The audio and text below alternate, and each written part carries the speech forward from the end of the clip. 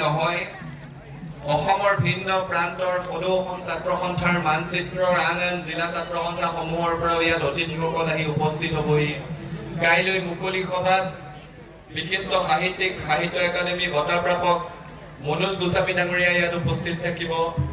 নিশাৰ ভাগলৈ সাংস্কৃতিক অনুষ্ঠানত অসমৰ দুগৰাকীকৈ জনপ্ৰিয় কণ্ঠশিল্পীয়ে ইয়াত অংশগ্ৰহণ কৰিব আৰু মুকলি সভাত অসমৰ বিভিন্ন জিলাৰ পৰা ছাত্ৰ সন্থাৰ নেতা কৰ্মীসকল আহি উপস্থিত হ'বহি।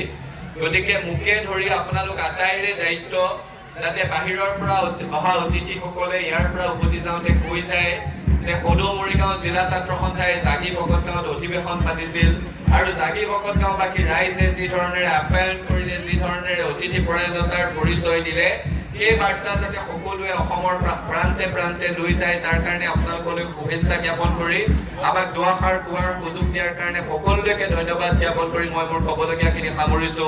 আমি একেলগে আছিলো, একেলগে আছো, একেলগে থাকিম, তাতে হাত ধৰি আগবাঢ়িম, সফলতাৰ কাষ চুমিম। ধন্যবাদ। জয়